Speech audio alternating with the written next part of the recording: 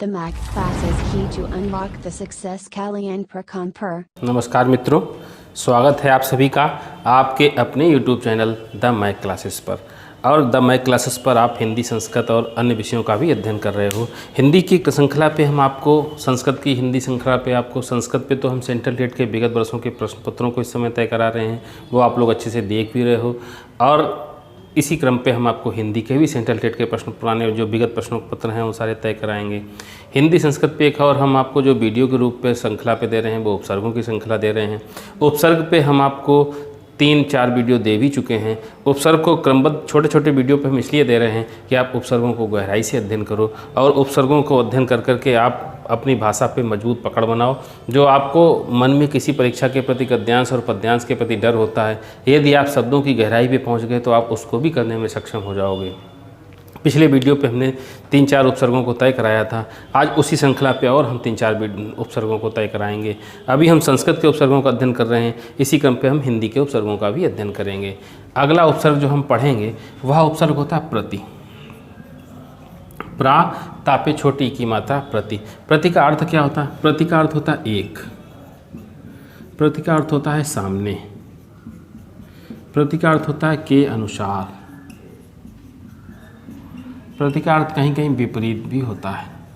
ये तो प्रति के हमारे अर्थ हो गए। और प्रति से बनने वाला समास कौन सा होगा? प्रति से बनने वाला समास हमारा अव्ययीभाव होगा।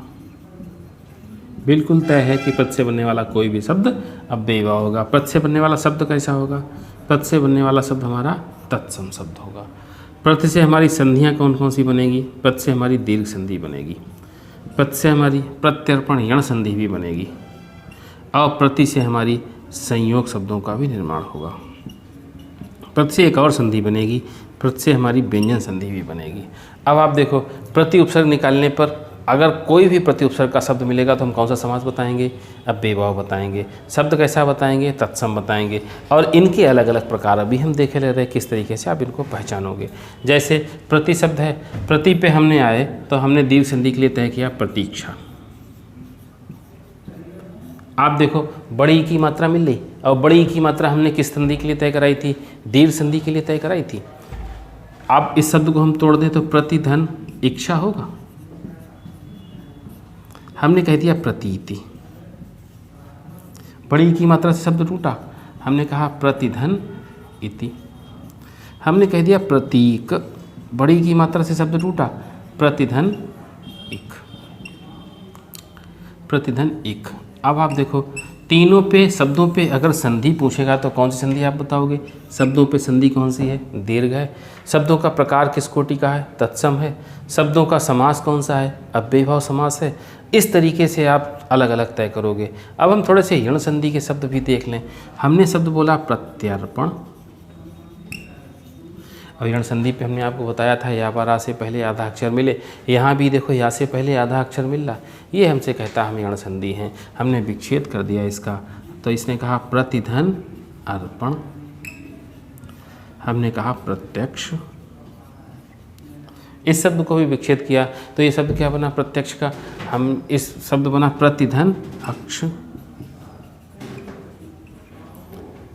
शब्द पहुंचा प्रत्याघात। या से पहले आधा अक्षर है, ये कहता है यण संधि है। हमने विच्छेद किया तो शब्द बना प्रतिधन आघात। अब देखो, शब्दों पे संधियां आपने तय करने की यण संधि है। हालांकि संधियों के हमने आपको वीडियो दिए हैं, उन वीडियो पे आप जरूर जा करके देखिएगा। अभी देखो, इस पे यण संधि तय हो गई। शब्दों पे समास, तो ये समास कौन सा हुआ? अव्ययीभाव समास तय हुआ। शब्द कैसे हैं हमारे? तत्सम शब्द हैं।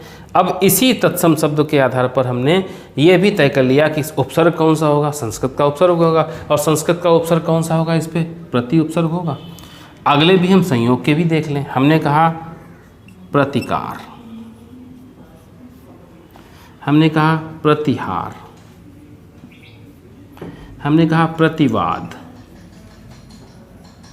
संयोग हम आपको बता भी चुके हैं। जिन दो पदों का आप योग करो उनमें मध्य पे कोई परिवर्तन नहीं है तो वहाँ पर आप संयोग बोलोगे।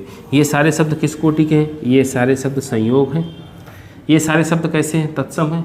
ये सारे शब्द कैसे हैं? अव्ययीभाव है। और समास आपसे पूछेगा तो आप बता ही दोगे कि ये सब समास केवल और केवल समास अव्ययीभाव है। और उपसर्ग पूछेगा तो प्रति उपसर्ग है हमारा। हम व्यंजन संधि के उदाहरण देख लें।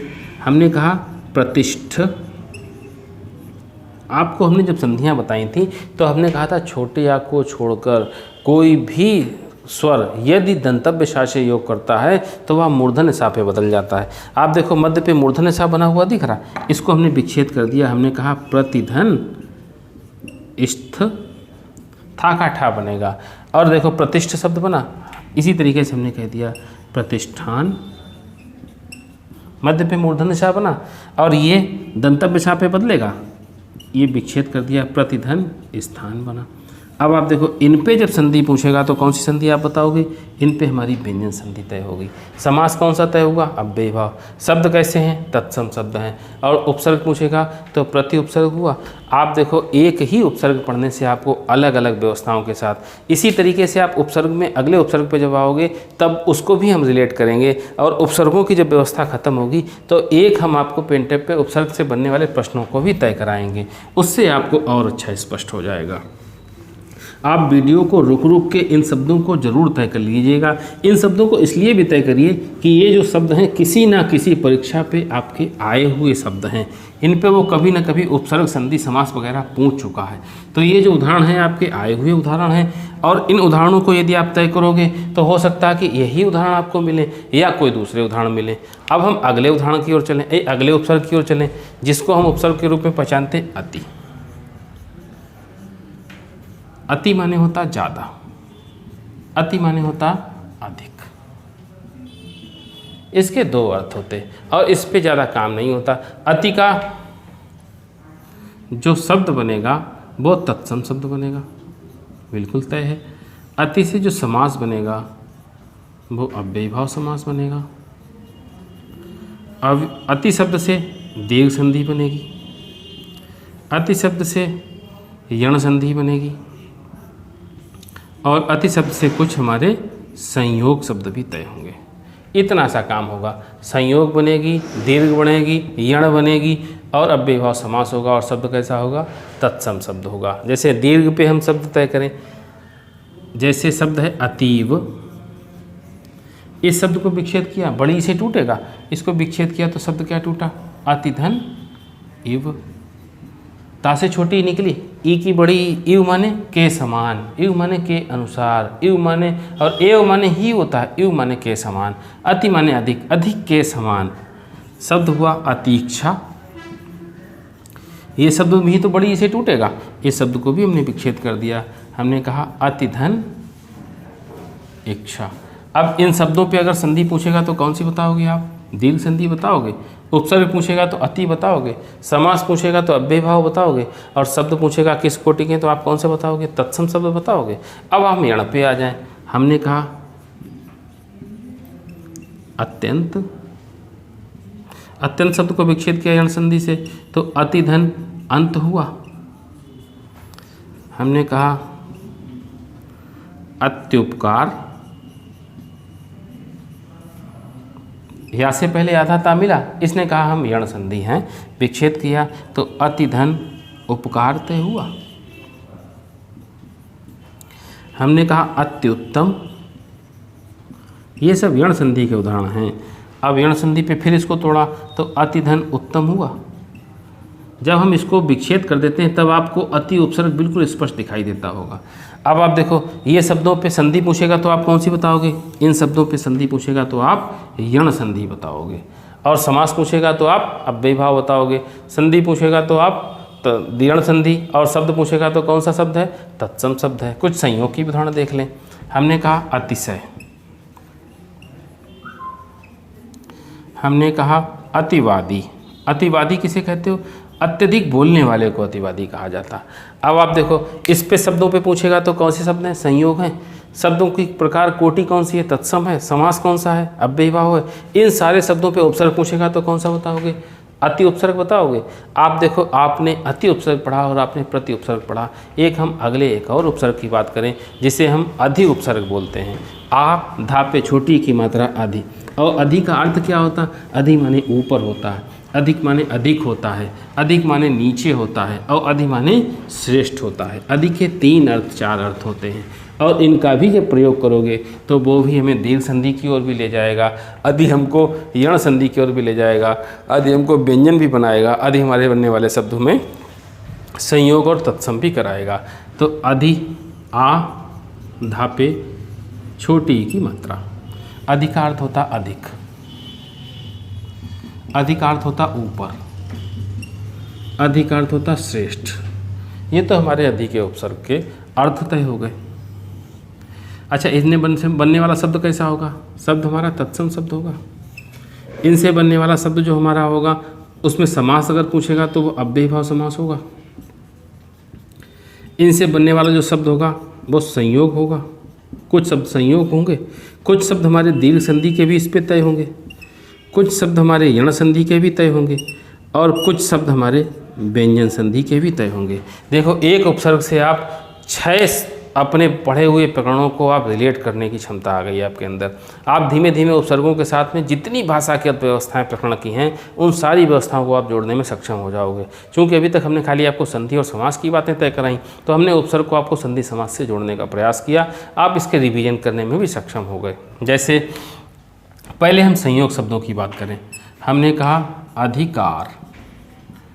आप देखो, संयोग हमने कहाँ बताया? जिन दो पदों के मध्य पे कोई सा भी परिवर्तन नहीं होता। अधि और कार, कार शब्द को आप अलग कर दो तो भी उस पर कुछ अंतर नहीं हो रहा। हमने कहा अधिनायक,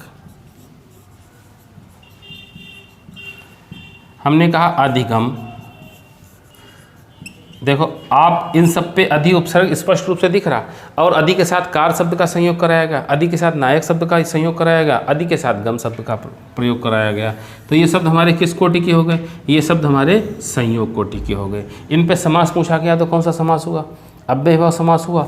इन पे अगर शब्द का कोटि पूछी गई तो तत्सम पूछी गई, तत्सम होगी। और इन पे अगर उपसर्ग पूछा गया तो कौन सा उपसर्ग हुआ? अधि उपसर्ग हुआ। अब हम थोड़े दीर्घ के भी उदाहरण देख लें। जैसे हमने कहा अधीक्षक। आप देखो, बड़ी ई की मात्रा दिख रही, और बड़ी ई की मात्रा हमसे कहती कि हम दीर्घ संधि हैं, इसका हमने विच्छेद कर दिया। हमने कहा अधिधन ईक्षक। हमने ऊपर कहा था अधि माने अधिक, ऊपर और श्रेष्ठ। ईक्षक माने हमें इससे पहले भी हम परीक्षा पे भी बता चुके, माने देखने वाला, अर्थात श्रेष्ठ देखने वाला जो अधीक्षक होता है उसको हम अधीक्षक बोलते हैं। इसी तरीके से एक शब्द होता है अधीश्वर। बड़ी की मात्रा से इसको विच्छेद कर दिया, विच्छेद हुआ तो अधिधन ईश्वर। जब हमने विच्छेद कर दिया तो इनके उपसर्ग स्पष्ट रूप से निकल करके आ गए कि अधि उपसर्ग है, अधि उपसर्ग है। संधि पूछेगा तो कौन सी बताओगे आप? दीर्घ संधि बताओगे। शब्द पूछेगा तो तत्सम बताओगे, समास पूछेगा तो अव्ययी भाव पूछेगा, अव्ययी भाव बताओगे। और शब्द अगर आपसे उपसर्ग पूछा तो कौन सा बताओगे? अधि उपसर्ग, चूँकि आपने निकाल लिया। अब हम थोड़ा यण के भी उदाहरण देख लें। हमने कहा अध्ययन। देखो, ऐसे अधि उपसर्ग स्पष्ट नहीं होता, लेकिन इस शब्द को अगर हमने विच्छेद कर दिया, तोड़ दिया यण संधि से, तो निश्चित रूप से स्पष्ट हो जाएगा। इसको हमने विच्छेद कर दिया तो विच्छेद हुआ अधिधन आयन। अब आप देखो, स्पष्ट रूप से अधि निकल के आया। हमने कहा अध्यक्ष, हमने कहा अध्येता। सभी पे या से पहले आधा अक्षर जो हम पहचान बता चुके। इन सब पे संधि पूछेगा तो कौन सी बताओगे? यण बताओगे आप। इन सब पे यण संधि है। और इस पे समास कौन सा है? अव्ययी भाव समास है। शब्द कौन सा है? तत्सम है। और उपसर्ग कौन सा है? अधि है। एक और बचता है हमारा व्यंजन वाला। हमने कहा अधिष्ठाता। मध्य पे मूर्धन्य से आया, और हम आपको व्यंजन संधि पे एक नियम बता चुके हैं कि छोटे या बड़े या को छोड़कर कोई भी स्वर दंतव्य सा से योग करता है तो वह मूर्धन्य सा पे बदल जाता है। मध्य पे मूर्धन्य से आया, इसी से शब्द का विच्छेद हुआ, शब्द बन गया अधिधन स्थाता। इसी से एक शब्द और बन जाता है अधिष्ठान। अब आप देखो, इन शब्दों पे अधि उपसर्ग तय हो गया। संधि कौन सी तय हुई? व्यंजन संधि तय हुई। शब्द कैसा है? तत्सम है। समास पूछेगा तो आप अव्ययी भाव बताओगे। तो अधि उपसर्ग, आज आपने 3 उपसर्गों को पढ़ा, अधि, प्रति और अति। आपने इस तरीके से 3 उपसर्गों का अध्ययन किया। एक और आपके 3-4 उपसर्ग और बचते होंगे, आप लोग अपना कैलकुलेट करना पुराने वीडियो से जोड़ करके। आपके लगभग 17-18 उपसर्ग हो गए हैं। 4 जो उपसर्ग बचते हैं उनको भी हम अगले वीडियो पे आपको दे देंगे। तब तक आप जुड़े रहिए, देखते रहिए द माइक क्लासेस। धन्यवाद। The Mac class is key to unlock the success Kali and Prakan Per.